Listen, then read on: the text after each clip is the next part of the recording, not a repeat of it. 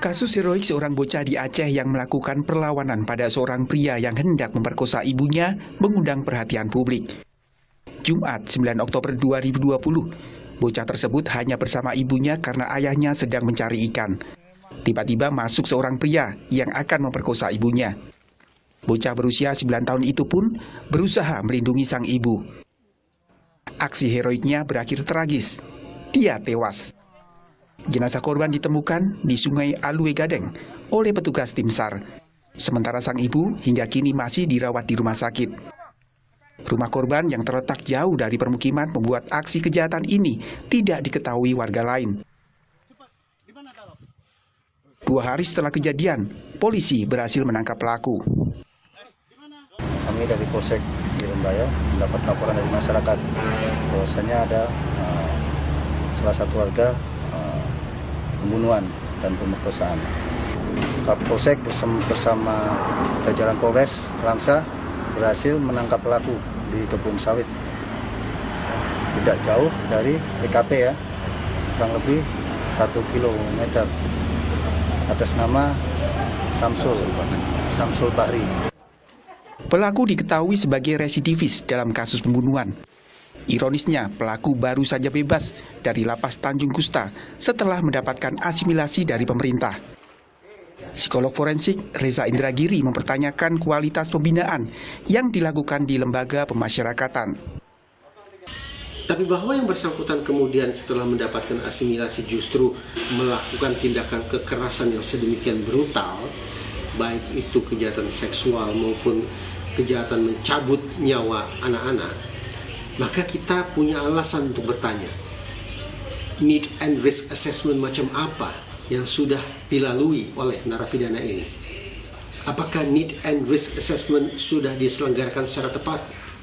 Karena kalau tepat, maka semestinya peristiwa yang menyedihkan ini tidak terjadi. Polisi telah menetapkan pelaku sebagai tersangka.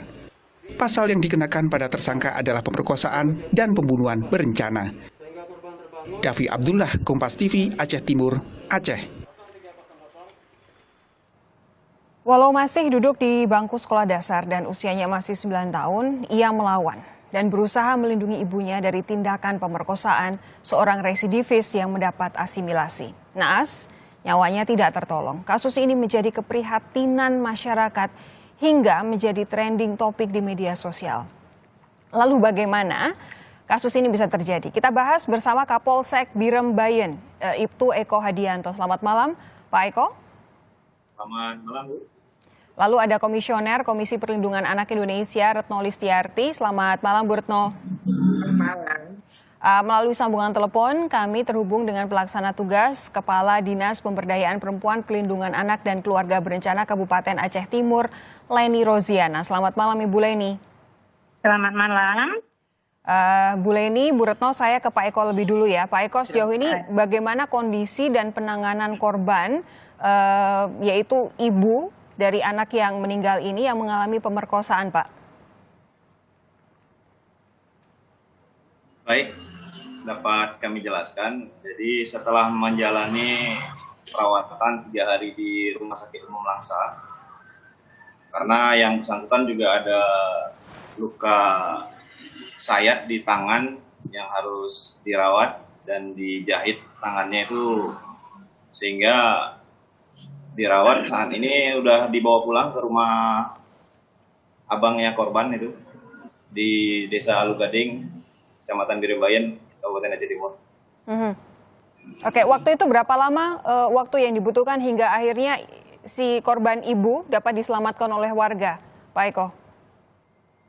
Untuk korban ibunya bisa melarikan diri dari sekapan tersangka sekitar pukul 6 pagi. Dia langsung menyelamatkan diri dengan lari ke rumah warga untuk minta bantuan dan melaporkan, menceritakan kronologi kejadian yang dialami. Oke, lalu dari baik keterangan korban maupun interogasi terhadap pelaku, kronologi kasus ini seperti apa, Pak?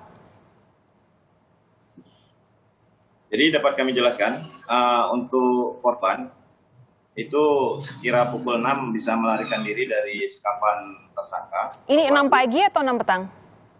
jam 6 pagi. Oke. Jadi menurut cerita ataupun kronologis dari korban itu pelaku masuk rumah sekitar pukul 2 lebih dini hari. Setelah itu membangunkan korban dan mencoba memperkosa. Setelah itu anaknya terbangun karena kebetulan satu ranjang tidurnya. Anaknya terbangun mencoba untuk membantu ibunya terhadap perlakuan korban dengan menolak dan berteriak minta tolong. Jadi tersangka ataupun pelaku merasa terancam, makanya langsung menebaskan parang yang dipegangnya, memang sebelumnya sudah dibawa dari rumah, terhadap anak tersebut.